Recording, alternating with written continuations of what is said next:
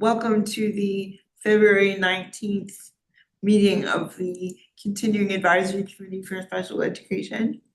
I am your chair, Amy Lutzinger, and I am happy that we are all here to continue the work that we've started on our legislative report and get some updates from TEA.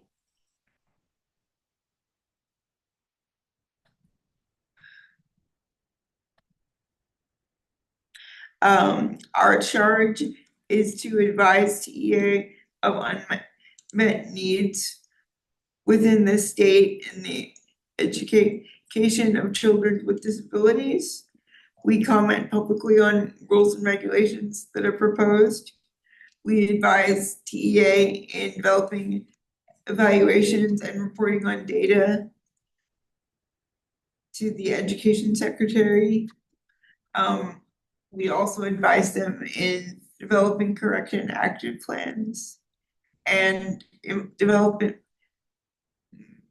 and implementing policies related to the coordination of services for children with disabilities.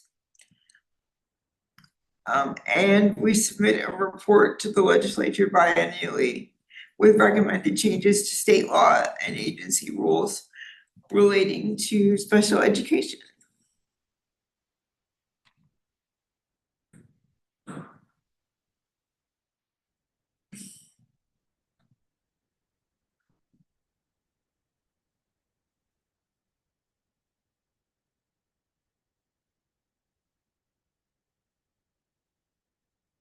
So today, TEA is going to follow up with us. They'll give us some rulemaking updates.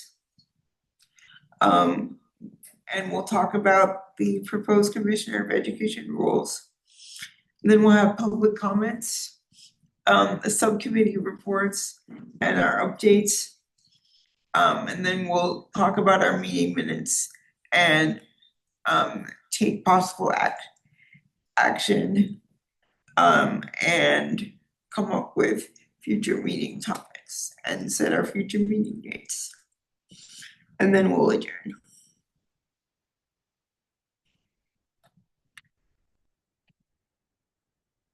So on that note, do we have any TEA updates for us?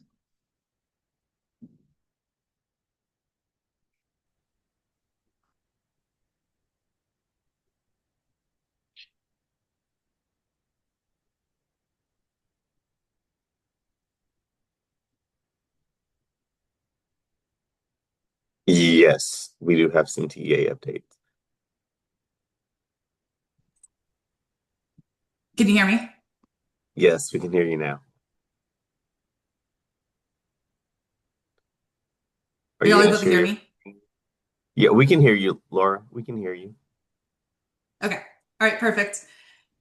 So yes, at the last meeting, there was a request for an update on teacher-student ratios in self-contained classrooms. And so I'm going to pass it over to David in just a minute to kind of give an update on that. And then I will go over where we are in the rulemaking process and where things stand currently as far as rulemaking. So with that said, I'm going to go ahead and pass over to David just to give that update on the request from the last meeting.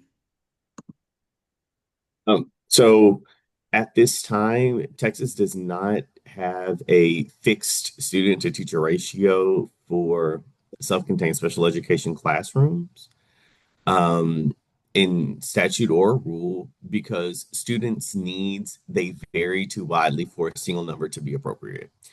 Federal law under IDEA requires that staffing decisions be individualized through each student's IEP and their ARD committee, as a mandated ratio could conflict with this requirement or unintentionally become a ceiling rather than a floor for support. So districts across Texas also, they differ significantly in size, resources, staffing models, and access to professional development, paraprofessionals, as well as specialized supports, making a statewide ratio impractical and potentially inequitable. In addition to ongoing staff shortages and the lack of dedicated funding for mandated ratios could place districts out of compliance without improving services. It's for this reason that Texas maintains local flexibility so staffing decisions can be based on student need, program design, and full instructional team supporting the classroom. It's also important to clarify the role of the autism supplement. So there is no actual statute that specifies student to teacher ratio by instructional setting, disability program. There's also no statutory requirement that establishes ratios for special education classrooms. Instructional arrangements and services are determined through the ARD committee and the IEP. And the only thing that we do have there that says something about staff to student ratios is in the autism supplement, which applies to students with autism. It is a part of their IEP, and that does not establish numeric ratios and does not apply broadly to all SPED students or SPED settings. And to clarify the role of the autism supplement under Section 19 of the Texas Administrative Code 89-1055, the autism supplement applies only to students who identify with autism, and it is an individualized component of the IEP developed by the ARD committee. While it does require the team to thoroughly consider evidence-based practices, supports, and services, it does not establish numeric staffing ratio or class size limits. It does establish those things for specific students when, if that is actually needed in their IEP. So if they need a particular student to teacher ratio at an acquisition level or the beginning of learning, then that is established for that student, but it is not broadly established for entire classrooms, nor is it established broadly across the school. And you can see more information. We do have a guidance document, and I will copy and paste that link that you can look at. I'm going to put that in the chat. It does go to, wait, that's the wrong link. It did not copy.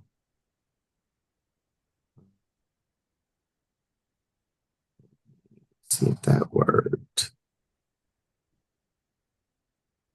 There it is. So if you would like, you can have more information and specifically student to teacher ratio. That information is on page 18 of the document. And that clarifies and reinforces that the decisions about staffing and supports must remain individualized and responsive to student need rather than applied broadly across all special education students or even instructional settings. So as a result, TEA cannot provide general staffing ratio guidance beyond what is currently in statute and rule.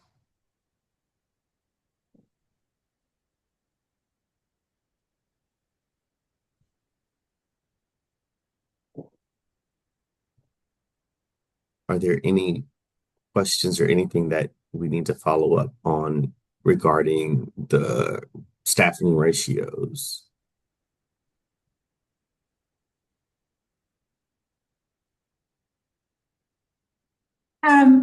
This is Janie Melendez. I only had a question in regards to this because I am a public school teacher and I've noticed that sometimes our self-contained classrooms that have students with a diverse need based on their IEPs or needing extra assistance are larger than general education classrooms. And that was the only reason that I was requesting this, because I do believe in, and if I recall correctly, TAA does have them for the general classrooms, but there's no basic guidelines for the self-contained classrooms. That was my only question though, in regards to that.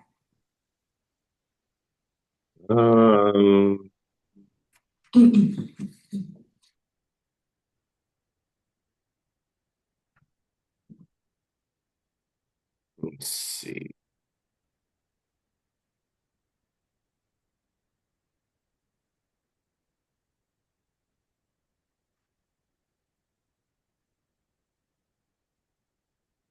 So I'm looking.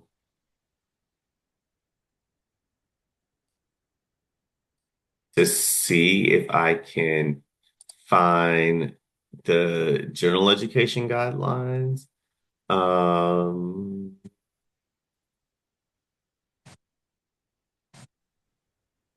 because if there are general education guidelines,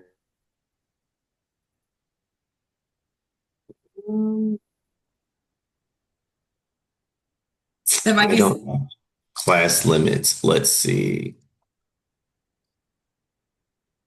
Go ahead, Laura. I'm sorry. I may have cut you off. oh, no, I was gonna say, that might be something that, to give you a minute. We can come Yeah. back to.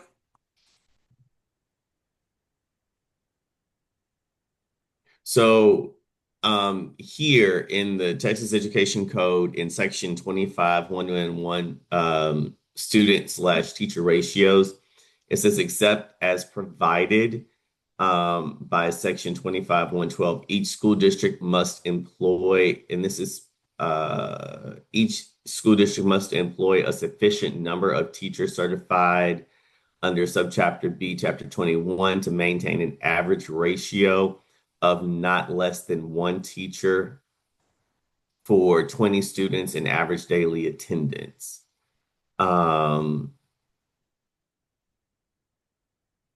There is a limitation that they may not enroll more than 22 students in a pre-kindergarten, kindergarten, first, second, third, or fourth grade class. So it what you may see, while you may see that the class sizes are larger, they typically have more adults in the classroom. So that would be keeping up with them not having few, that ratio that's established in here. But this is only for kindergarten through fourth grade, not for your higher grades.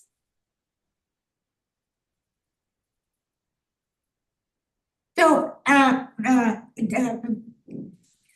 my point is that Texas has a ratio for general education classrooms, but it doesn't have them in special education classrooms.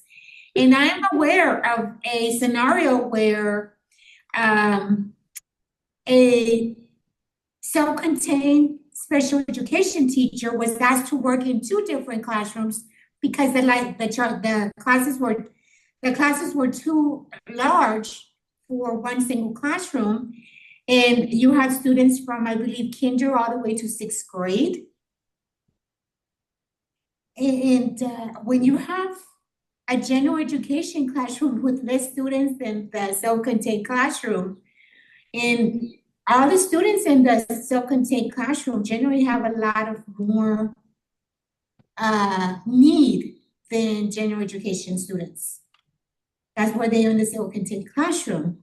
So again, my question is it something that can be changed or not? Well, so if it applies broad. So in listening to what you're saying, this would be my response.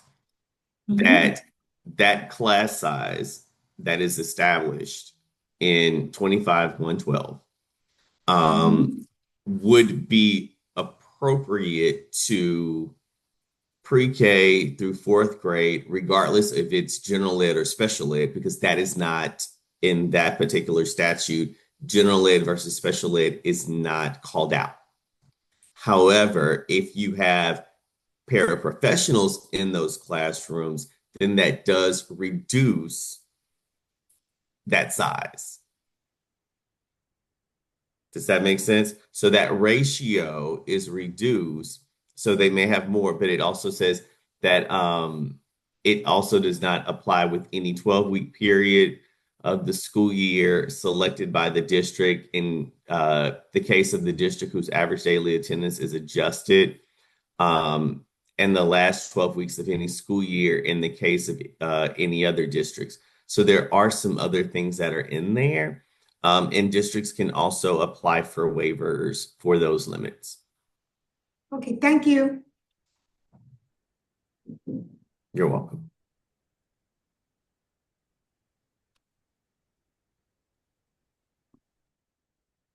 All right, perfect. Thank you, David, for that update. So moving on to some of the rulemaking updates and where things stand currently. So we have several moving parts happening right now. So I just kind of wanted to give an update on where things stand. And so we have several rules right now that are anticipated to be effective this spring.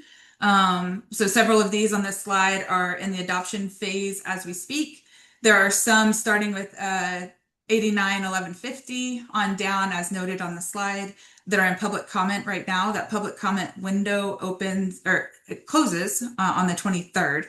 And here in a little bit in the meeting, you'll have a chance, you know, as the CAC to discuss that and see if you want to make recommendations collectively as the CAC on any of those rules that are out right now for public comment. I'll give a chance just to look at this slide for just a minute before I move to the next one.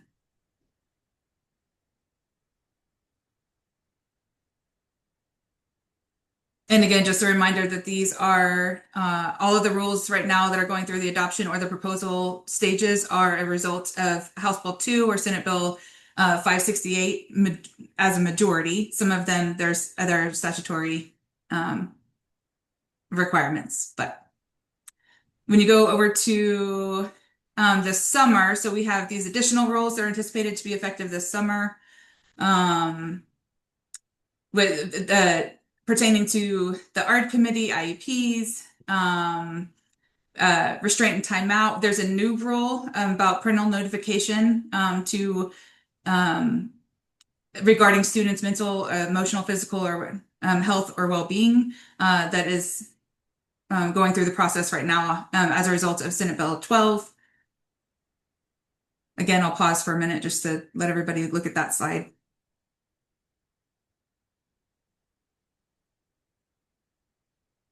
Laura, can I ask a question? Yes. Are we getting access to these slides? Yes. Yeah, I will send it to you.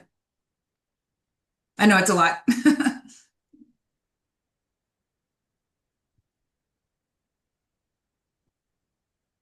And also, have we gotten any requests for public comment? So, no, not in this meeting. There was a public comment submitted on the rules right here, particularly on 89-1195 that I forwarded to y'all yesterday. But otherwise, we haven't gotten public comment requests for this meeting. Thank you. And in addition to these rules, we also have the following rules that are anticipated to be effective late summer or in the fall of 2026. So we have several listed there at the top about instructional arrangements and distribution of state funds.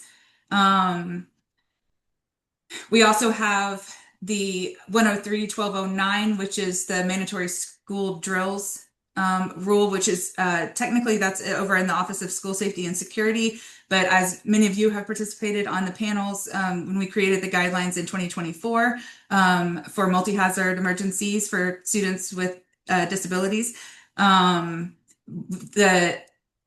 Senate Bill 57 required the agency to put some of those accommodations and those recommendations into rule.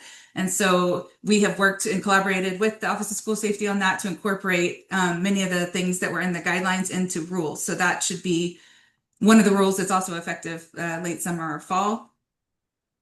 And then we also have two new rules that will be anticipated to be created regarding the implementation of special education language acquisition for children who are deaf or hard of hearing for ages 0 to 8, and then also a new rule pertaining to the annual school board meeting requirement that's addressing special education. So those are all things that are coming in the late summer or the fall.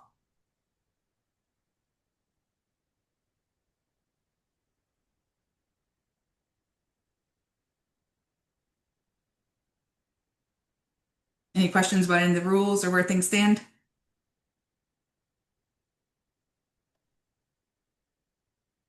I don't have any questions about the rules or anything, Laura. I just was looking back at my notes from the last meeting, and I looked at the minutes from the last meeting, and I had after, let's see, her name was I think it was Michelle Reeves or Dawn. I was confused because um um did the dyslexia update and shared the slide with the new numbers.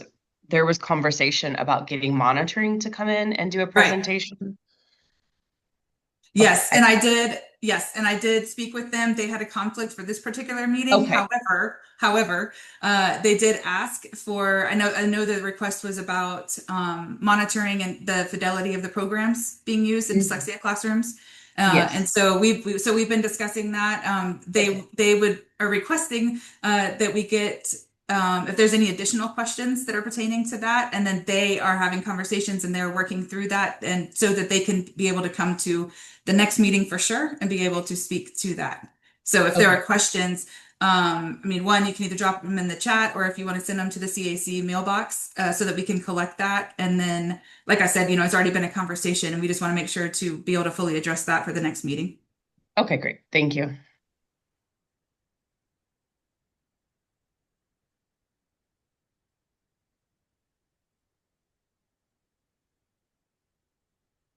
All right, and Amy, that's all I have. All right, thank you.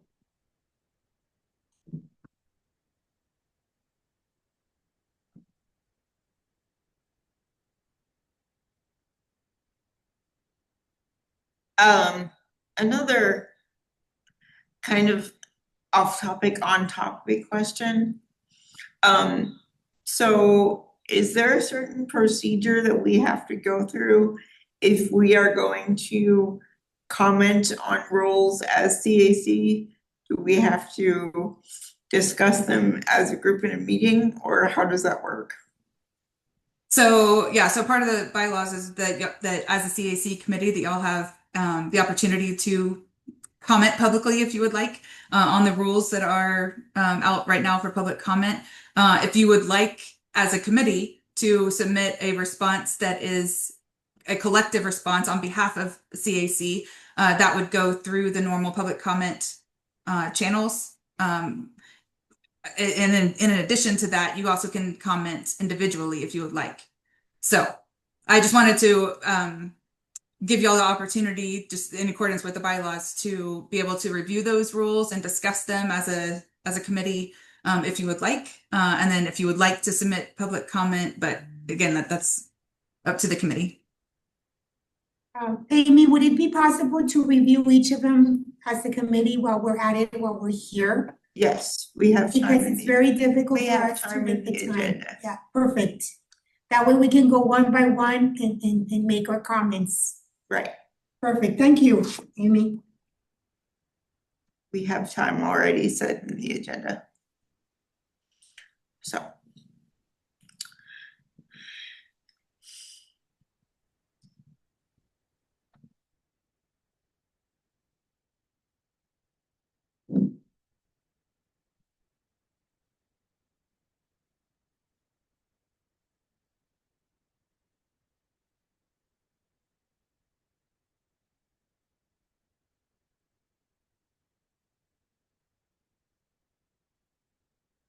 So let us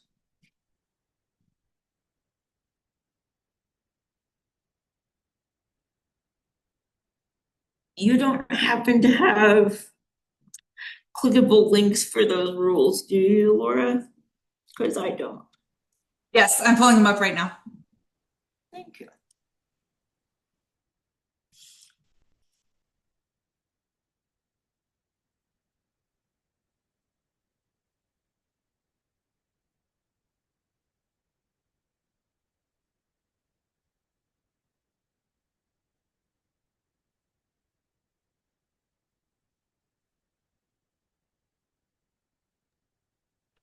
Them pulled up if you're wanting to go over them now, or if you want to wait.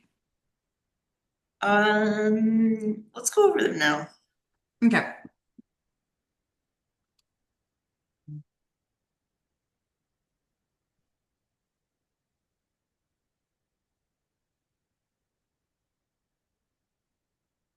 All right, can you see the screen? Hold on, let me figure out why.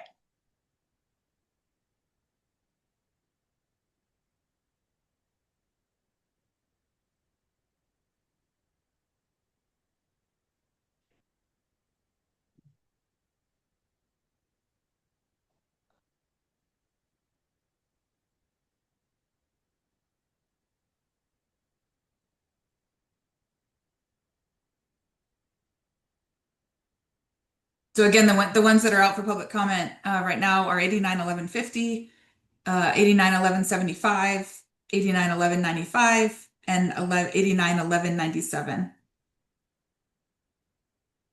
Can you click on it so we can look at it, please? Yep. And that way we can review it and discuss it.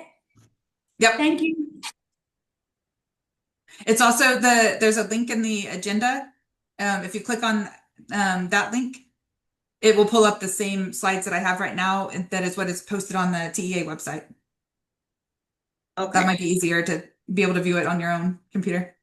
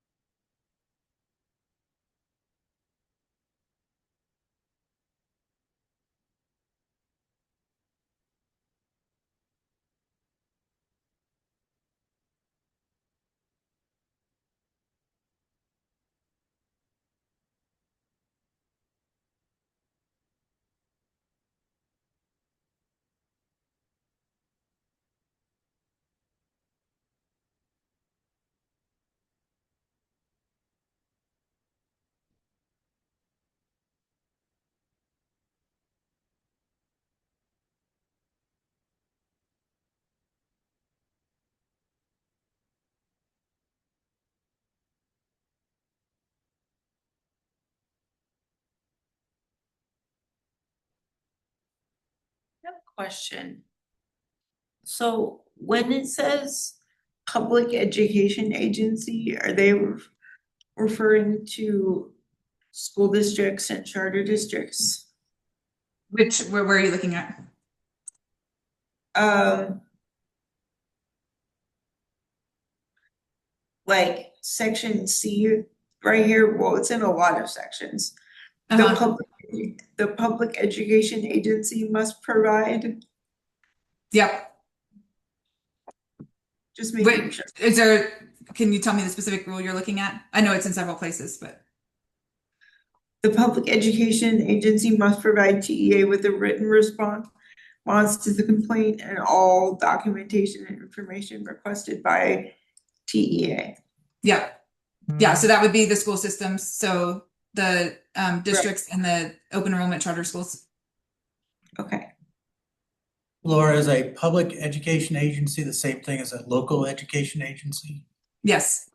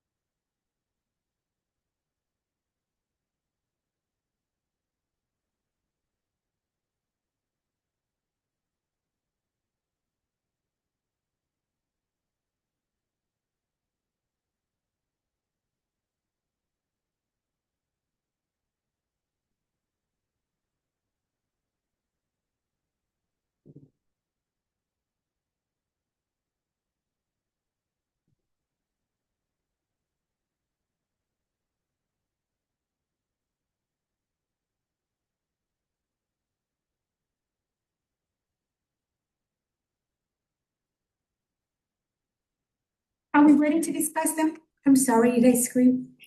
Yeah, you're fine. I'm ready. I'm ready.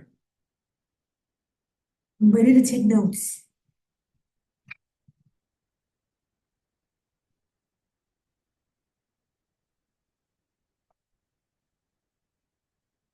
We're looking at 11:50. Did we want to make a comment about that one?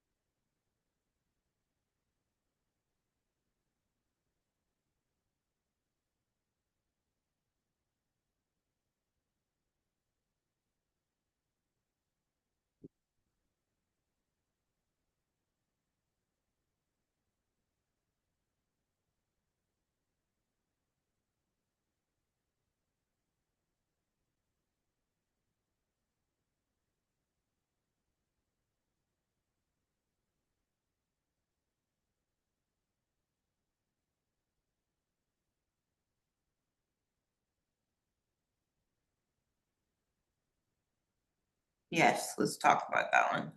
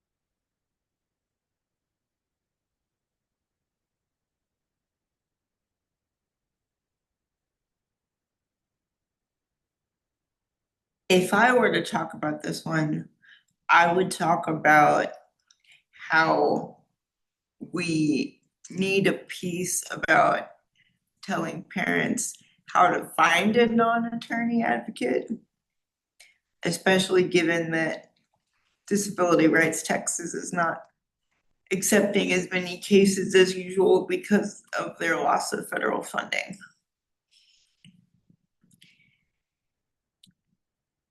I agree with you in regards to that. I think that sometimes the parents don't know the process. Even me as a public school teacher, I have to be asking questions or I have to be researching. Right, and if there's, less people available to do this, we need to be even clearer with parents and students about where they can get help. So to include to ensure that we include, Right. Include requirements to advise parents of possibilities for representation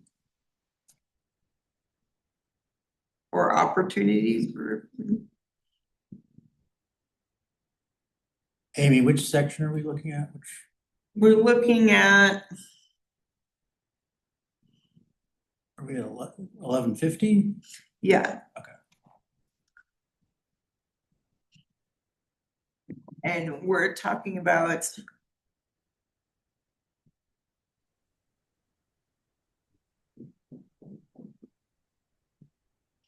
sections.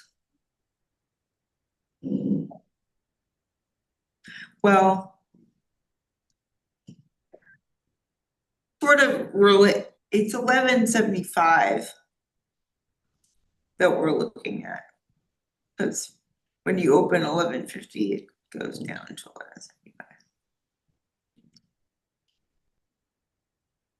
1175. This is Deanna Nelson speaking. Is it possible that that could be added to the procedural safeguards as a recommendation? We have to provide that, and it Right, could possibly be included there. that's a good idea. but is that a different section? The procedural safeguards are a different section. And we're talking about 1175 right now. But that is a good suggestion about how to alert families of the fact that there is a shortage of people to go to and where to point them.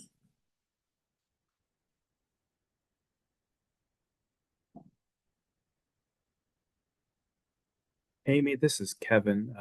You mentioned about the decreased federal funding for Disability Rights Texas. Is that decrease in funding in place currently, or is that for the future? That's in place currently. It's in place currently. Okay, thank you.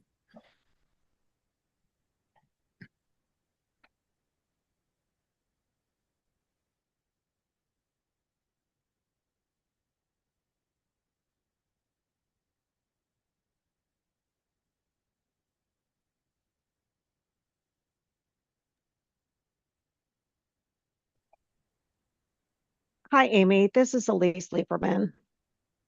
I One of the things, if you're talking about the safeguards, would be mentioning, or in my opinion, what TEA is working on to provide support to families before we get to the point of a complaint, early resolutions, and getting that information to parents.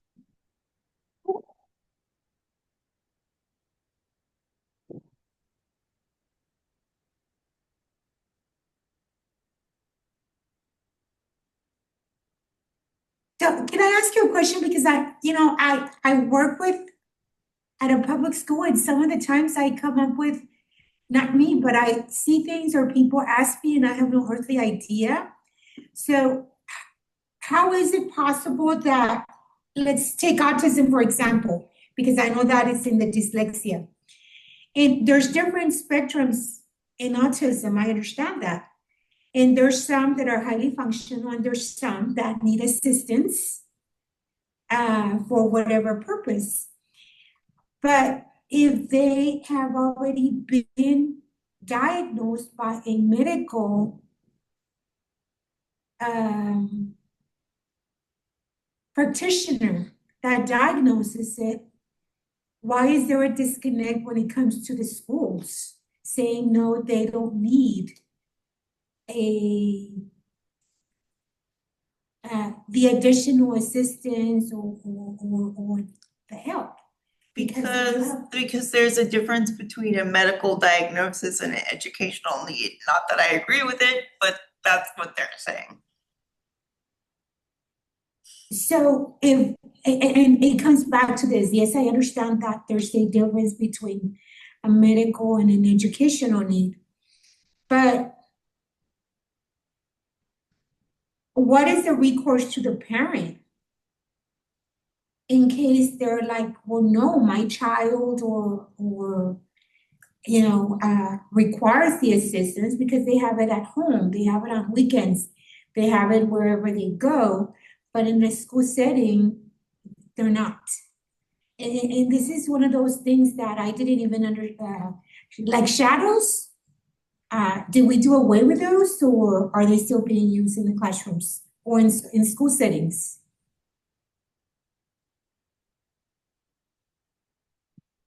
Shadows, do you mean like a dedicated paraprofessional? Uh, it's such an individualized decision about services. There's no one service answer that I can provide to you about what everybody would or would not require. I'm sure there are students who require that. My question so was sorry. that, did we do away with that altogether? Or are there still instances where they're still being utilized? I'm sure there are still places where they're being utilized. That's an individual IEP team decision. Okay.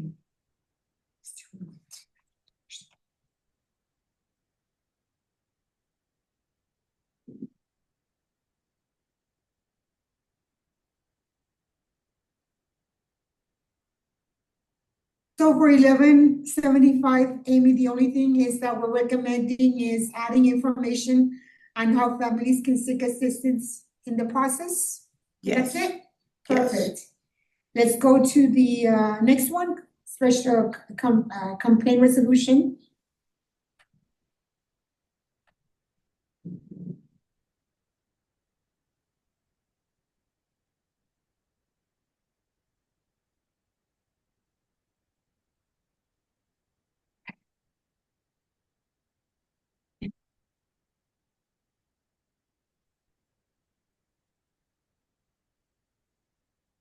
What's the number on that one? That's 1195.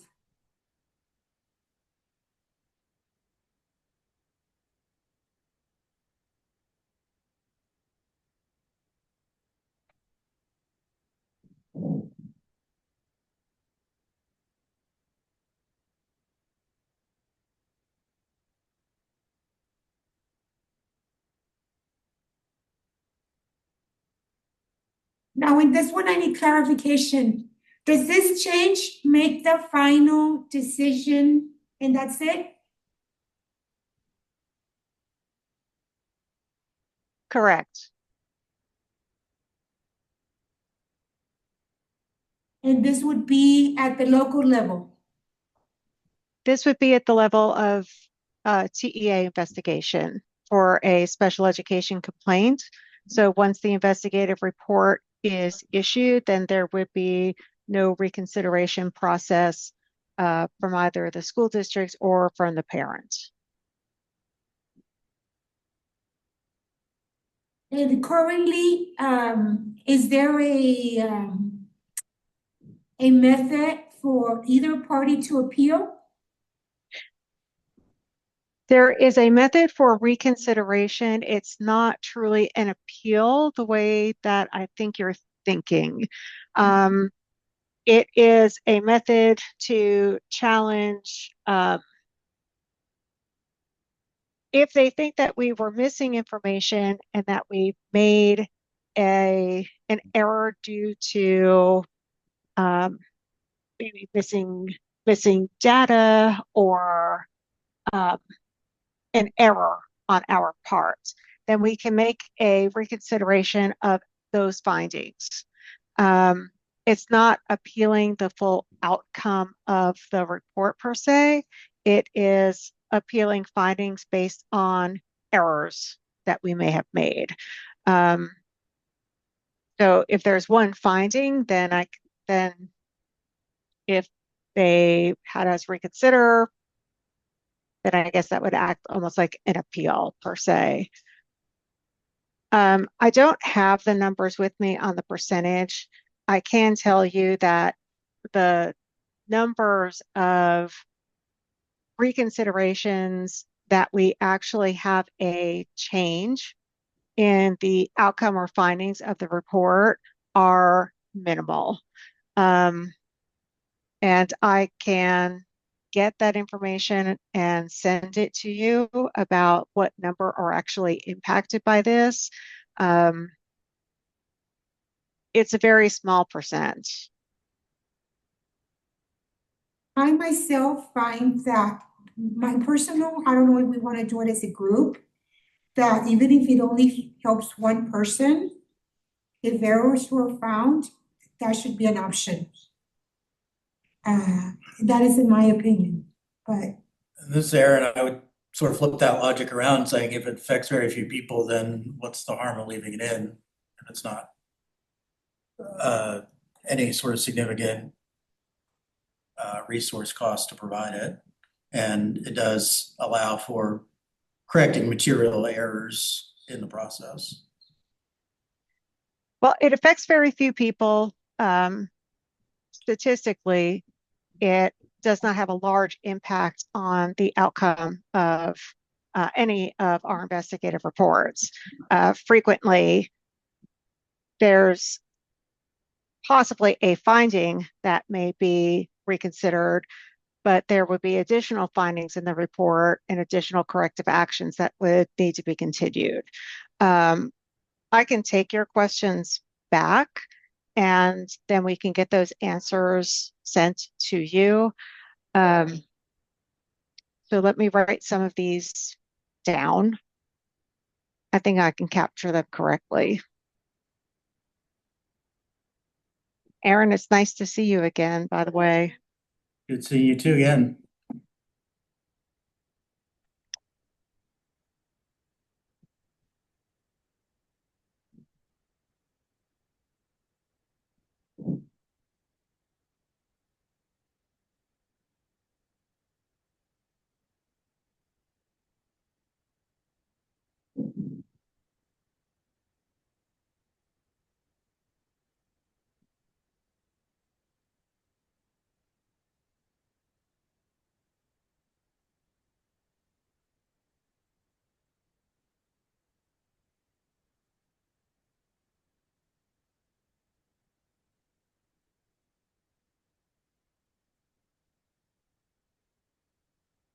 so then we don't make any recommendations, we just leave it like that, because we're split.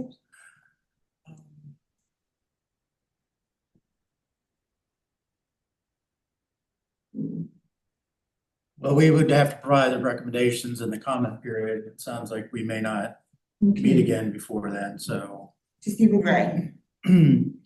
I guess the question would be, for 1195, does the committee want to take a position one way or another on the proposed deletion of subsection F and or J?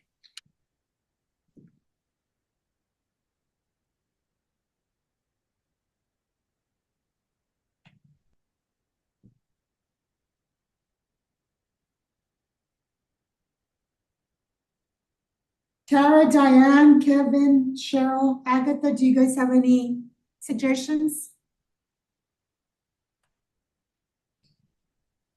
This is Agatha. I'm good so far. I'm not disagreeing with anything that's being said.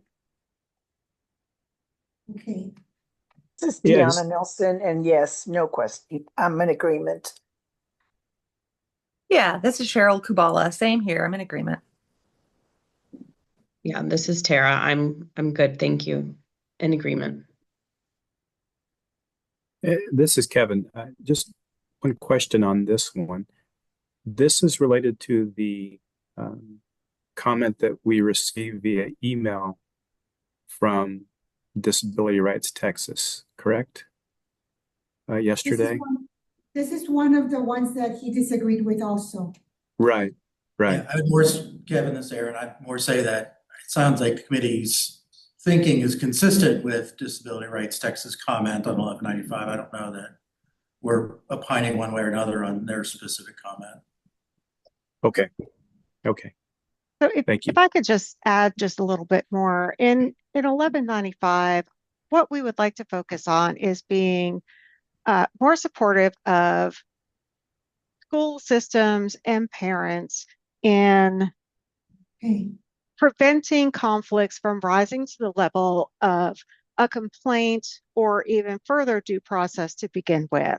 That's one of the reasons that we are working to establish an early resolution process with SpedTex in conjunction with our complaints department. So we feel that our time would be better spent on preventative outreach to families so that conflicts can be resolved at the lowest level and not have parents need to file a complaint to feel that that's the only way that they can be heard, the only way that their problems can be resolved. So we have 2 trained people that are consultants who work at Region 10, and we're hoping to expand those kinds of resolutions as opposed to everything having to come to us as being a complaint. So I don't know if that helps you at all, but that's the direction that we would rather focus is outreach and preventing complaints rather than having so many complaints and trying to fix an error, a technical error, if we have one in a complaint. We'd really rather not have to have complaints come to us, but have it where districts and families can work out their complaints locally. So if that helps at all. Otherwise, I'm happy to take any questions back and we can get you the answers. Thank you. You actually made sense. I was trying to figure it out. Okay, so this is more of a proactive instead of a reactive solution. That's what we are hoping to do. And we have started the early resolution process. It is launched officially this year. There's a link on our dispute resolution website. There's a link on the SpedTex website. We're getting word out to parent programs. So what we're hoping is to put our resources that direction as opposed to parents only feeling they can get a resolution by accessing due process. And we want to empower school districts to feel comfortable working with parents. So we have 2 facilitators who can help guide those discussions. And hopefully this can be a model for school districts to set up for their own processes. But right now we have this set up to provide statewide support. Thank you. So just in agreement, based on what I heard everybody say, members see this change as a proactive instead of a reactive solution? Is that good? Or Yes. no? Okay. I think so. Lisa's there, and is it fair to characterize the proposed changes to 1150, 1175, and 1197s consistent with that an ounce of prevention is worth a pound of cure approach you just described? 11s.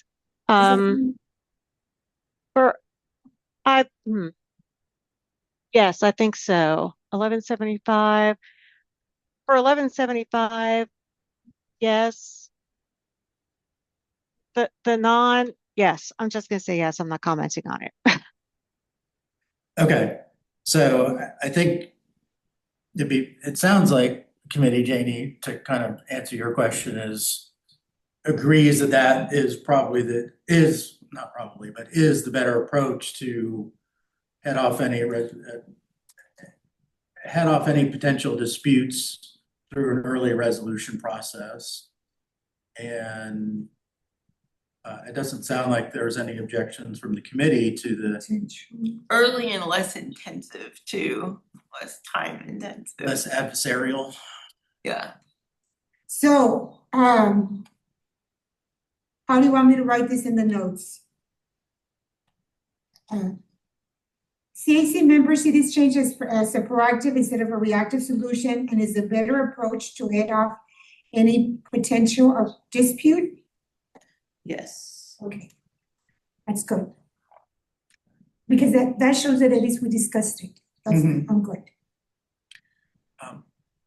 I guess still the question is, with 1195, removing the options for reconsiderations by both parties, what I'm hearing from Elise is the TA position is, hey, if we do a great job up front preventing disputes, then we never get to the point of having to do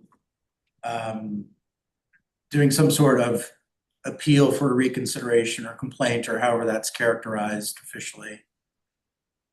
I guess I'm still wondering, I think the philosophy is correct. I guess and if that philosophy takes hold and is used well, then it sounds like the reconsideration process outlined in 1195 is already rarely used, or a small fraction of the overall process. And if the preventative approach works, that should certainly not go up. In fact, it should go down.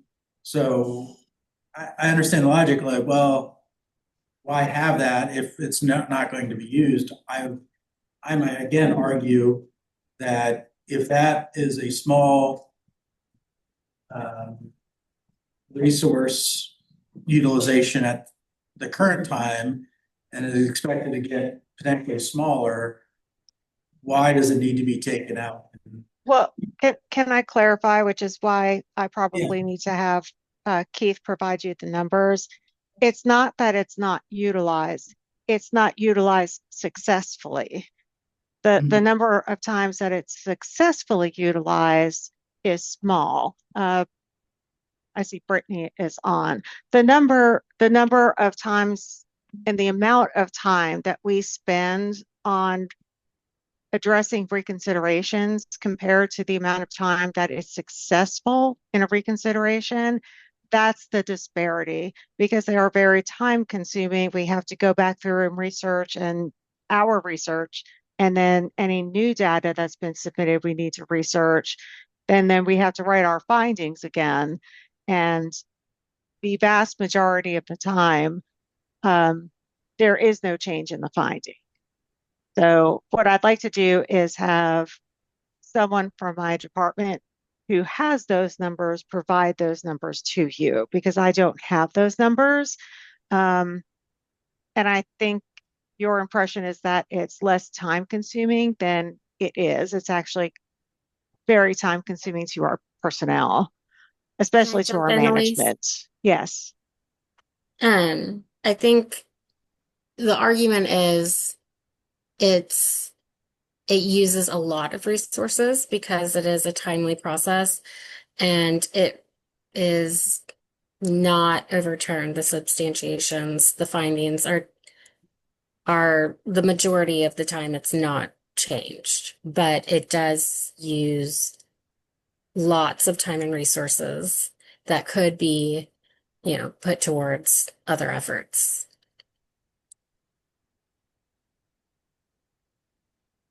So it looks, based on the website, it looks like the comment period for these rules is until Monday.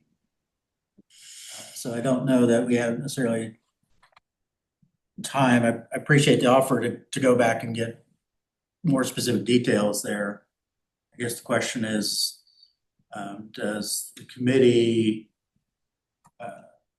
if we presumably don't have time between now and Monday other than this meeting period, to decide on whether to comment, and if so, how to comment on these proposed rule changes. Brittany, I just have a real quick question. Is there like a place where a person, let's just say me, I'm coming out, I'm a concerned parent that lives in McAllen, Texas. And I want to see what type of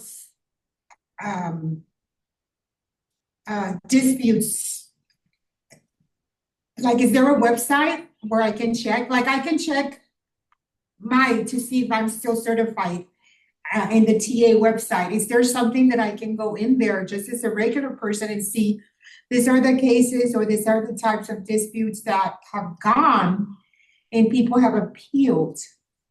Would I be able to do that or no? Is it internal?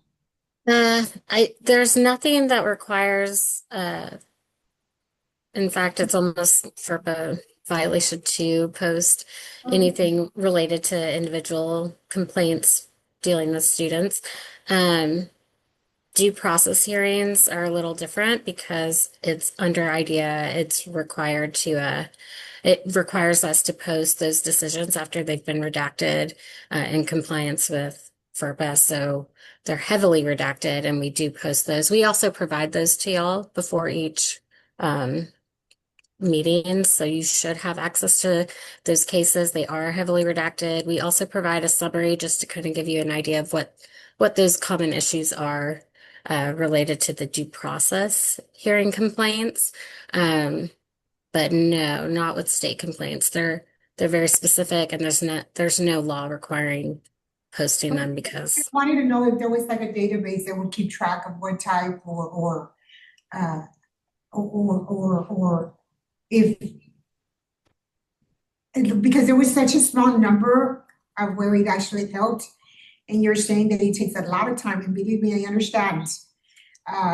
When something takes a lot of time, you want to utilize your time more effectively where it reaches a larger population. And in this one, I have no problem with what, after you already explained, I was just wondering. Thank you so much.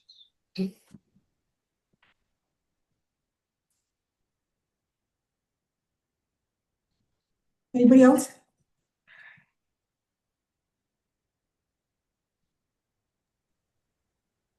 Also, just a reminder that I hear the concern about the time constraint and the window closing on Monday. So just keep in mind the CAC can submit as a whole, but you can also always comment as an individual as well.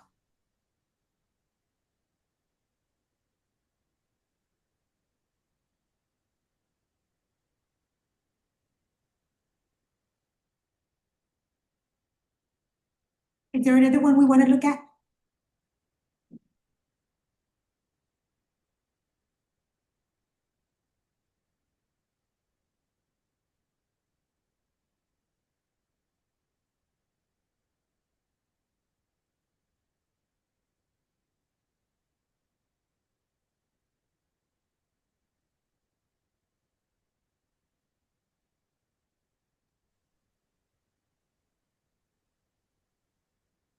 I think 1197 is a good idea.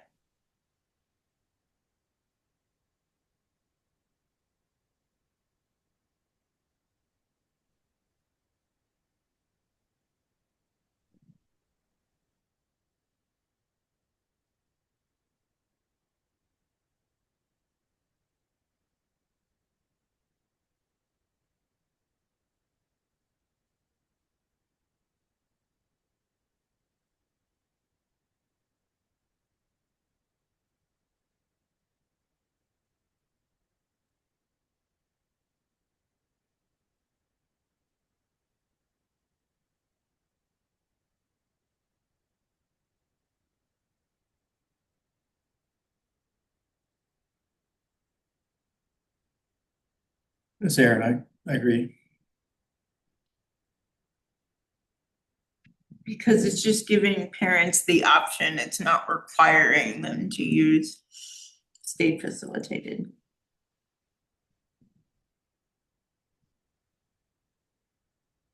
Yeah, that's Aaron. And C, it says may be utilized, so it's an option, not a requirement. Though F says, it looks like it says that both parties have to, but Yeah, it must be, both parties have to agree to it, not they have to use it. If they use it, both parties have to agree. jointly, right? Jointly is the key word there, I think. Yeah.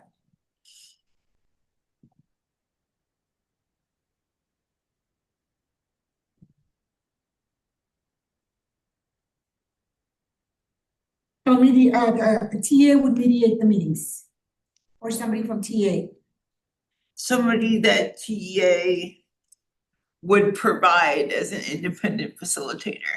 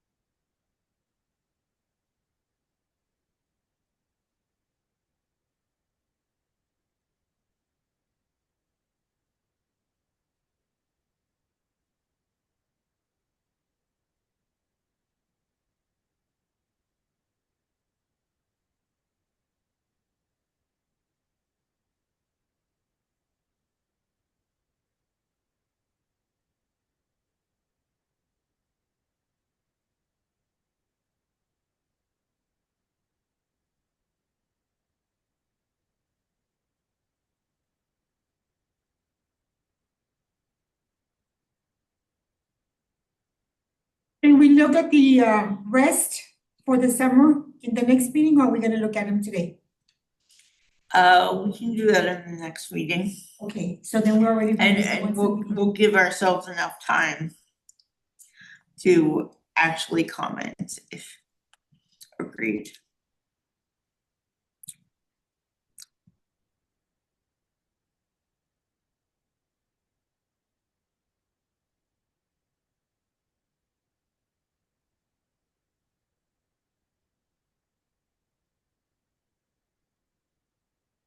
Amy, I'm gonna share my notes with you, that way you can see it as a committee members. Yes.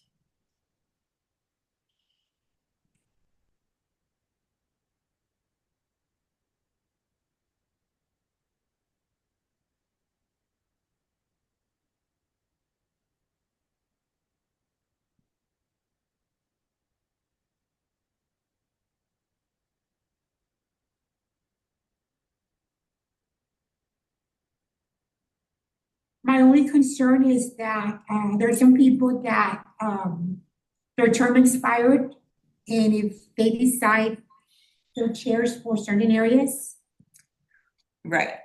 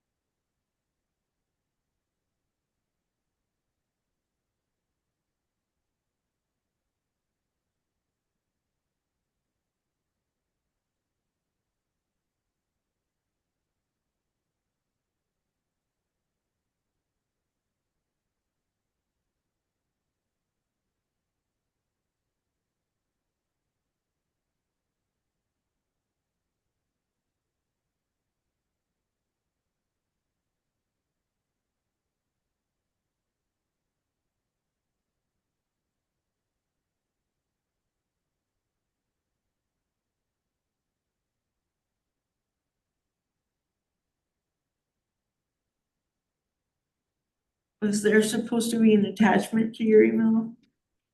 Or you sure? There is, I don't see it. Okay, thank you for letting me know. It's just the notes. Let me put it in that way everybody can see it.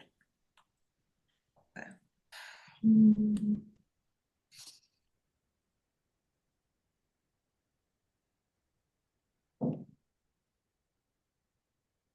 should be able to access it through the chat. Okay.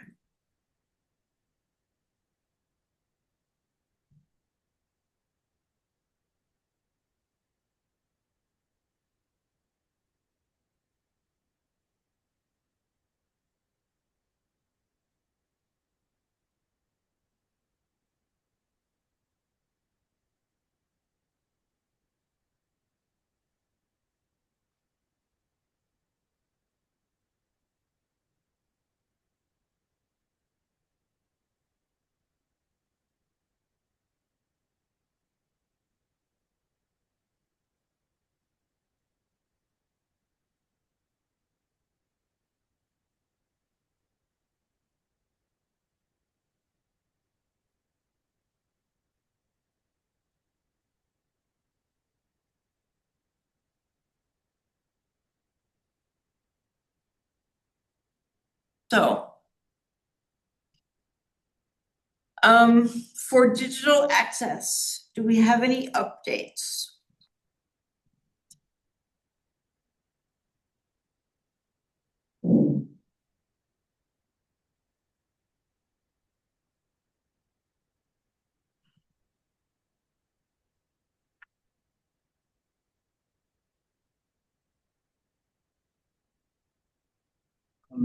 This is Aaron, I don't think we discussed it at either of the last meeting, so I don't know where any updates to digital access, digital accessibility. Have we had any change, do we need to have any changes with the leads on our subcommittees? Has anybody turned off lately since we changed this list? I'm sorry, repeat your question again? Has anyone turned off who's leading a subcommittee right now? Do we need to change anything? I kept staffing because I'm very invested Yeah. in it. And I have I just need to update the information. Okay, I think that staffing affects your overall retention.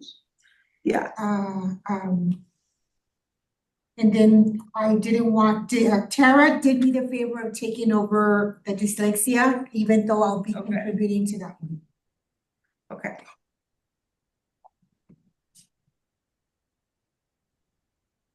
Yeah, and I just I'm not sure. I didn't hear from either Adrian or April. I'm not sure, and I don't see them on here. I don't know if they're still on. Like you said, are they still on the committee? Did they term off? I know that Adrian said he wasn't available today. I haven't heard from April. Okay. Tara, some of them expired, so we don't know if they're gonna be, but I think they are still on until they get replaced, Right. just so that you know, and Adrian's one of them. Okay. Let me show you the information, because I know that the last time I was trying to get everybody's name in my absent or present, and then I was told they're no longer here, but I didn't know. Well, and I will say that I followed up with the governor's office and recently, and they are working on the new appointments. So there have been some recommendations and some applications that have come in. The appointments were not going to be finalized before this meeting. However, they should be by the next meeting. So the next meeting we should have our new members, and that's when Amy, like, we can go over the member responsibilities and introductions and all those things. So I'll keep y'all posted, but I know the governor's office is working on it as we speak. Thank you.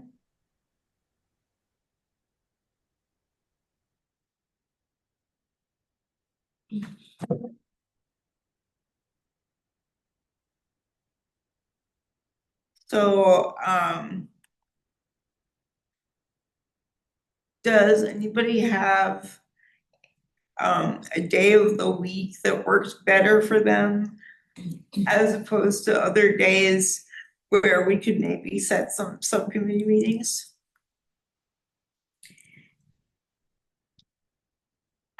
Honestly, I think that it just depends on each individual subcommittee, because some of us are in more than one.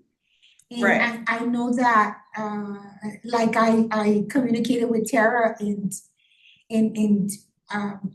but I know for a fact we'll get it done. It's just that some people haven't been on board, and we want to make sure that everybody participates. The staffing, Right. I already have, I just needed numbers and updates, so that's not gonna be a problem whatsoever, but I do wanna make sure.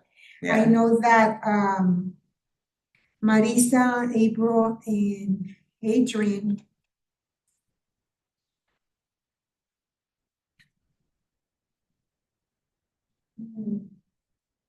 Yeah, I'll follow up with them and see what's going on.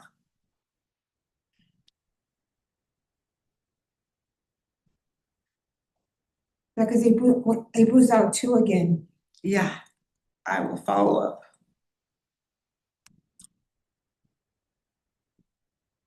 And didn't get back to us either. Okay.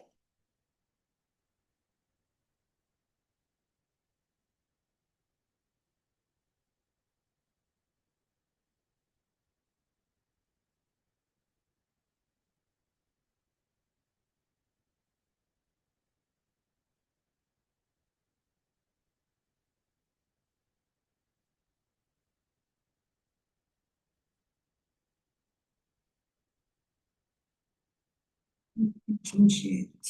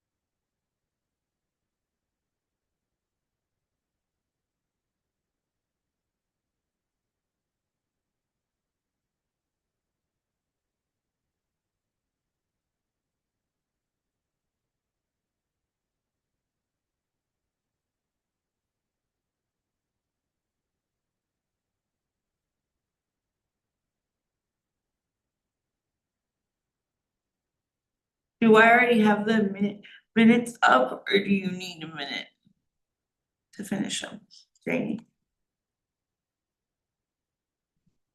I thought I already had them. Did they go?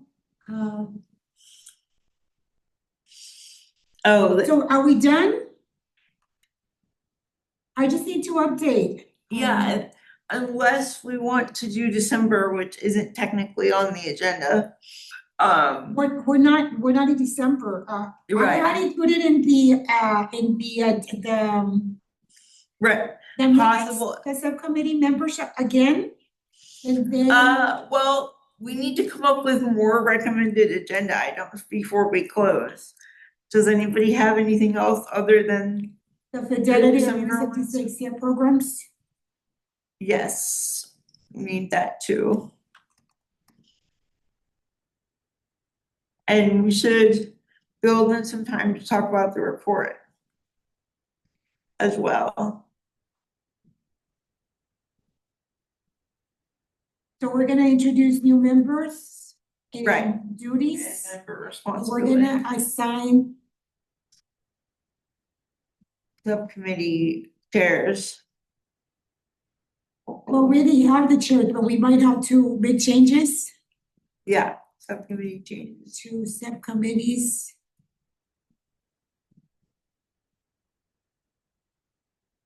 Based on new members Yes, and exiting. And the next CAC meeting is May 14th. yes. Okay.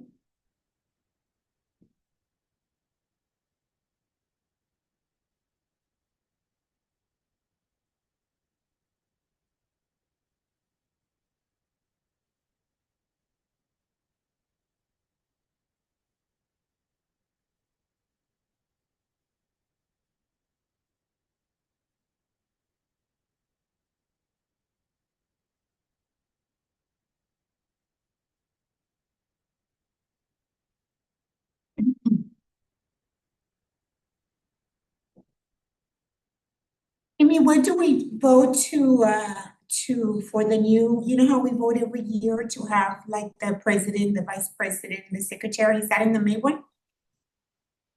Yes, Okay. we usually do that in May. That'd probably be good, this Aaron, that would probably be good once we have new members. It sounds like maybe next time we will. Yeah.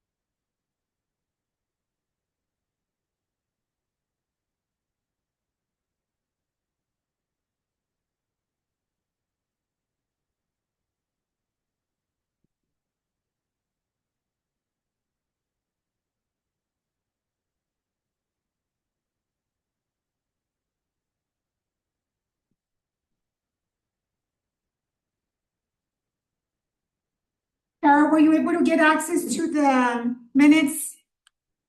Yes. Okay, great.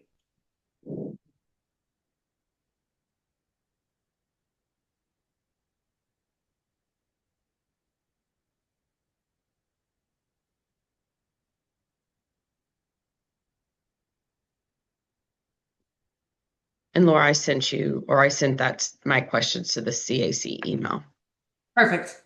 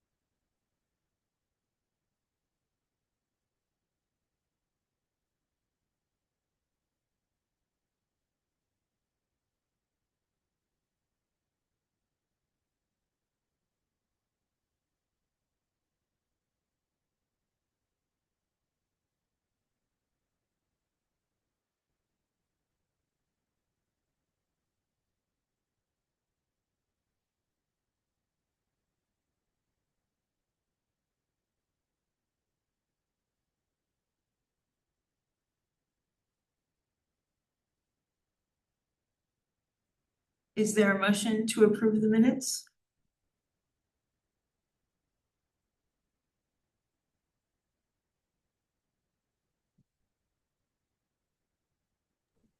I motion to approve. Who was it? Cheryl Kubala. Oh, thank you, Cheryl. Sure. This is Kevin, I second.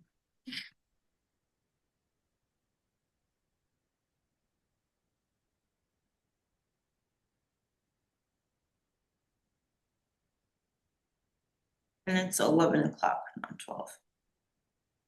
Oh,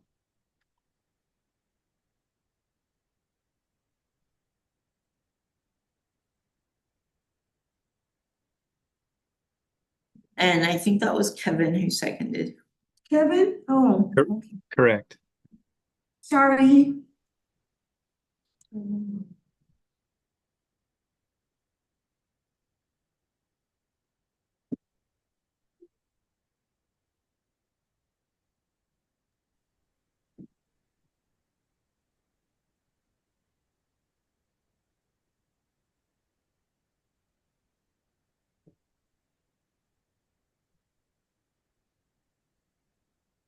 Do we approve the minutes?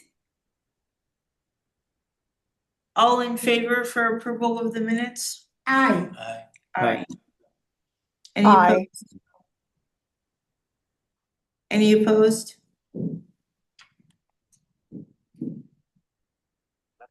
What notification outload? Now, outload notification.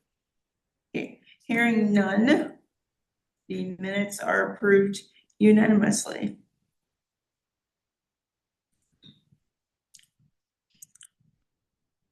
Can I get a motion to adjourn?